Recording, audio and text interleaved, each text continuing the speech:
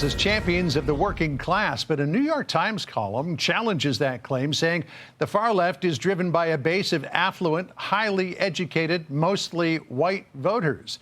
Let's bring in Ben Carson, former Housing and Urban Development Secretary and author of the new children's book, Built on Faith. Ben, it's Doctor. It's great to see you again. You and I spent an awful lot of quality time on the road together back in 2016. Haven't spent much time together lately, but it is good to see you again. So these Democratic socialist candidates, they portray themselves as of the working people. But according to Thomas Edsall in the New York Times, they are anything but. He wrote this: candidates aligned with the Democratic Socialists of America are surging to victory on the claim that they are proponents of a government by, for, and of the working class that will wrest power from both far-right Republicans and corporate Democrats. Here's the problem.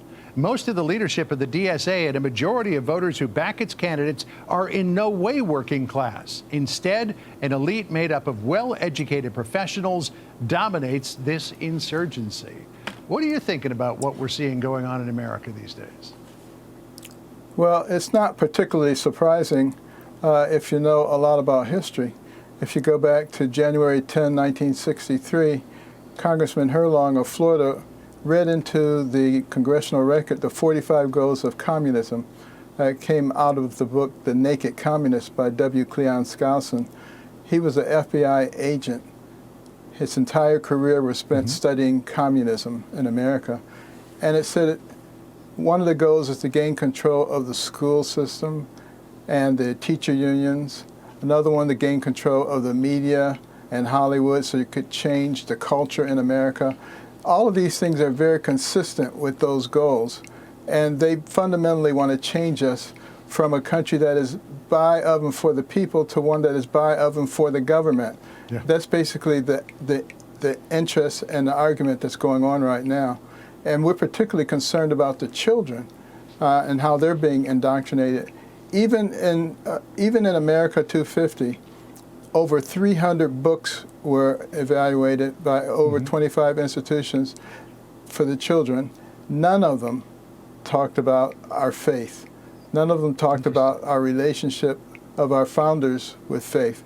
They had plenty of room to talk about LGBT and indigenous peoples and how they're treated, but when the children are just getting a steady diet of this kind of thing, is it any wonder that we get to college and we have these radical exhibitions? Yeah, you know, it's really interesting to me, again, with this idea that the DSA says it's a party for the working class, for the disadvantaged in America, for minorities, which seem to be completely at odds with what the membership of the Democratic Socialists of America looks like. This is from their own survey. Look at this, the makeup of it. 85% of people are white, 9% Hispanic, 5% Asian, 4% black. Education, 80% plus of DSA members have a college degree. 35% of those have a master's degree, a doctorate, or some sort of professional degree. And in terms of jobs, 71% are white collar or other, 23% are students, unemployed, or disabled. 4%, only 4% are blue collar. So this would seem to be an elite liberal arts movement masquerading as a workers' party. Yes, the people who have been indoctrinated. They've drank the Kool-Aid and they're acting that way. And those are the people who are exposed to this the most. So we have to fight this vigorously. I hope the American people realize what we're up against here, because they need to study history. They need to study what's happened when socialists and Marxists take over. It's consistent. It always happens. Yep. People end up much worse off. You have an elite class that controls everything, and people are very sad that they went in that direction. But they will not give up the power, and people try to get the power back, and then slaughters start. Hundreds of millions of people killed. Same thing will happen in this country. We don't have to get there if we're smart enough to avoid it. So here's what a spokeswoman for the DSA, Priscilla Yeverino, said about their party. Our organization is rooted in and led by the working class across the United States. Policies like universal health care, free college, affordable child care, and higher taxes on the wealthy are overwhelmingly popular with working people. I mean, this would appear to be gaslighting, pure and simple, because let's look at the results of the primaries in New York a couple of weeks ago.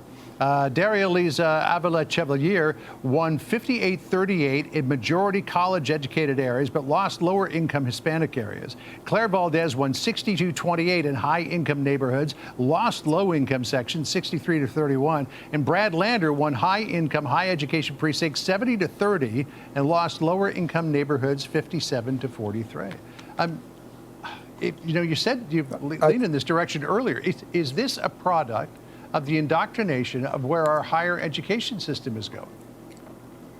It's a product of that indoctrination, but it's also in those lower income areas, a lot of the people are immigrants or came from poor situations where people know what happens with socialists. They have experience with it. So they pass that information along, but a lot of the more elite classes don't get that information passed on. Yeah. And so it's a combination of those two things which is causing us a lot of problems, and we cannot take this for granted. All right, well, Dr. Carson, thank you so much for being with us. We appreciate it, and congratulations on the new book. We now want to jump to Medora, North Dakota. Be sure to like and subscribe for all the Fox News latest on YouTube, and catch full shows streaming now on Fox One.